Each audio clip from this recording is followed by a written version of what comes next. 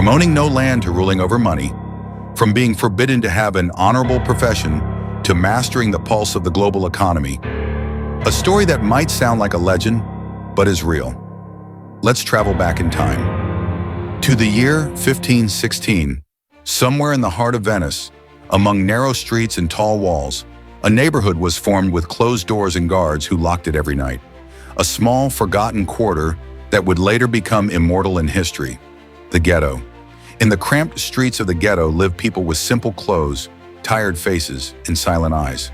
Children who had to work instead of playing, women who sewed in small workshops all day, and men who labored from sunrise to sunset for a piece of bread.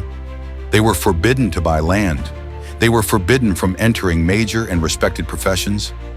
Everything was limited, except one thing, their minds. One night, amidst all that darkness, an old man sat by a flickering candle. His young son asked him, "Father, why can't we buy land like everyone else? Why don't they let us own anything?" The old man smiled and said, "My son, they took the land from us, but they cannot take our pen and our numbers." Perhaps at that moment, the boy did not fully understand his father's words, but that sentence marked the beginning of one of history's greatest secrets. A secret we now call the secret of Jewish wealth and financial intelligence. At a time when Europe was still tied to land and agriculture, Jews were forced to find another way to survive, not by choice, but by necessity. They could not be farmers, so they learned to be accountants. They could not buy land, so they learned to understand money. While others sought wealth in the soil, Jews learned to find it in knowledge and numbers. Society around them considered trade and money sinful, but for this people, learning money was the only way to survive. And from this necessity, a skill was born. A skill that centuries later laid the foundation for one of the world's greatest economic centers, Wall Street. In the Hebrew Bible, the Torah contains a sentence that changed the fate of an entire people. A simple yet profound sentence that says, "Seek wisdom more than gold, for wisdom will keep you, but gold will not." From this belief, a generation emerged that learned money without knowledge is dangerous, but knowledge is a wealth that never disappears. At a time when Europe was still consumed by land and slavery, Jews were compelled by the circumstances of the era to turn to trade, accounting, and financial education. They said to themselves, if we cannot own the land, we will learn to understand the world. If doors are closed to us, we will forge a new key with our knowledge. Centuries of exile and displacement took Jews from Spain to the Ottoman Empire, from Germany to Poland, and from east to west. Wherever they went, laws changed, languages shifted, but one thing remained constant: their ledgers. Ledgers passed down from generation to generation, filled with numbers, debts, profits, and experience. Ledgers that traveled from the ghettos to the heart of European markets and laid the foundation of the modern financial system. In the Middle Ages, occupational restrictions led Jews to trade in precious metals and operate as money changers. They were among the first to understand that gold was more than just decoration. For them, gold was a guarantee, a safeguard against inflation, instability, and exile. The next generation inherited this awareness and learned, when the world is unstable, real value must be sought in assets that are immune to politics and time. This is where the historical Jewish affinity for gold comes from, rooted in financial survival, not mere wealth accumulation. In Jewish religious belief, gold also holds a sacred place. The Talmud states, gold is the reflection of God's light. Solomon's temple in Jerusalem was covered in gold, not for luxury, but to remind people of God's glory. In their religious ceremonies, gold jewelry symbolizes covenant and connection with the Creator. From this union of faith and economy, a philosophy emerged that endured for centuries. In Jewish thought, money and faith are not opposing forces. Money, when accompanied by wisdom, is a tool for growth. But if acquired without knowledge, it becomes a chain of bondage. This philosophy taught Jews from childhood. Understand money, not for greed, but for the power of decision-making. And this understanding is what forged the financial acumen of Jews from the ashes of history. But this was only the beginning. In the following centuries, exile and migration continued. Jews carried not gold, but financial knowledge. Wherever they went, they built markets, cultivated trust, and spread their expertise. From the small markets of Poland to the heart of the Ottoman Empire, Jews learned how to create financial stability out of instability, how to see opportunity when others see fear.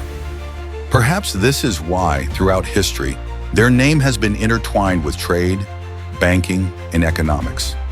Not out of greed, but from a deep understanding of the value of money, they charted their path. This is the secret repeated through generations. Understand money so that others may understand you. The secret to Jewish success was not only in gold or trade, but in their mindset and financial beliefs. From childhood, they were taught that money is a tool for freedom, not the ultimate goal. Their children had special ledgers where they recorded how much they spent today, how much they saved, and how much they set aside for the future. For Jews, financial discipline is part of their faith. Just as they pray, they also maintain their income and expense records. While in many cultures talking about money is considered shameful, in Jewish thought, financial ignorance is the true shame. Through these habits, the seeds of financial success are planted in children's minds, and over the years they grow into a tree whose fruits are enjoyed by generations. Another key principle is charity and social responsibility. Jews understand that helping others is an investment in their own future. Giving not only creates a sense of abundance and inner satisfaction, but also opens doors to new financial opportunities. The third principle is long-term investing and risk management. They avoid quick, fleeting gains and prefer to build lasting wealth through patience and analysis. This mindset has allowed generations to seize financial opportunities without relying on luck. The fourth principle is creating professional networks and entrepreneurship. Jews expand their small and family businesses through collaboration and professional connections. Through smart networking, they are always aware of economic opportunities and invest in profitable ventures. The fifth principle is frugality and simple living. They have learned to manage their financial resources carefully, avoid unnecessary expenses, and allocate more of their income to investments. This approach ensures sustainable financial growth and economic security. The sixth principle is reliance on knowledge and expertise. Financial decisions are always made with advice and professional analysis. They believe that knowledge and experience reduce investment errors and smooth the path to financial growth. The seventh principle is fostering creativity and innovation. By encouraging entrepreneurship, Jews create new financial opportunities. Every idea, every innovative project is an opportunity to increase wealth and expand economic influence. To summarize all these principles, financial education from childhood, discipline and accounting, charity, long-term investing, professional networking, frugality, knowledge and expertise, and creativity. These are the pillars of the Jewish wealth secret. And the ultimate result? These principles transformed a once marginalized and oppressed community into a driving force of the global economy. Families like Rothschild, Goldman, and Lehman grew from small shops to global banks, shaping the modern economy. But their real secret goes beyond financial skill or trade. Habit, discipline, perseverance, and continuous learning. This is what can inspire anyone, even in today's world. By understanding these principles, anyone can change their mindset, build financial habits, and transform their financial life. What Jews learned centuries ago is still applicable today. Every limitation is an opportunity for growth. But you might ask, how did a community that was once oppressed, exiled, and restricted become a driving force of the global economy? The answer lies in three simple yet fundamental beliefs. Belief 1, money is a tool, not the ultimate goal. For many, money is the goal itself. But Jews are taught from childhood that money is a means to freedom, decision-making, and creating opportunities. Money is not a master, it is a tool. When your view of money changes, your life changes too. Belief 2, financial education from childhood is essential. In every Jewish family, a child has their own ledger from the very beginning. They learn how much they spent today, how much they saved, and what their plan is for tomorrow. For them, financial discipline is part of their faith. Talking about money is not shameful. Ignorance of it is. And that small seed planted in a child's mind grows into a mighty tree whose fruits benefit generations. Belief 3. Helping others is an investment in your own future.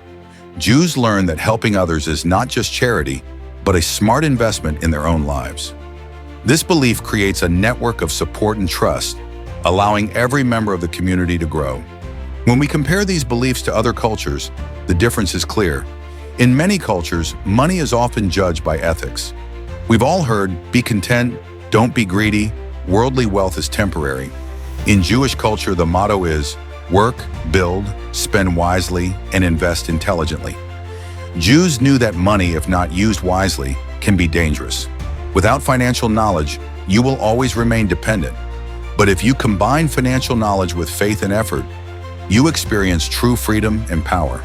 The Torah states, a wise person divides their wealth, 1/3 for trade, 1/3 for land, and 1/3 for a rainy day. This is the concept of risk management taught to them centuries ago, and today we experience it through stock markets and digital currencies. Many think the secret of Jewish wealth lies in their genes or some hidden conspiracy.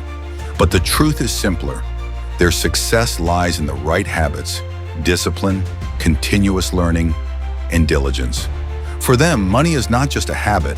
It is a reminder of their ancestors' efforts. A reminder of fathers who took pen in hand in the ghettos and, with financial intelligence, turned limitations into opportunities. And now the final message. Every limitation, every deprivation, every failure can be an opportunity for growth. Every small ledger, every smart financial decision, every act of giving, every long-term investment can change the course of your financial life. The secret of Jewish wealth is not in gold or material riches, but in mindset, discipline, learning, and action. And this secret is something you can learn and apply today.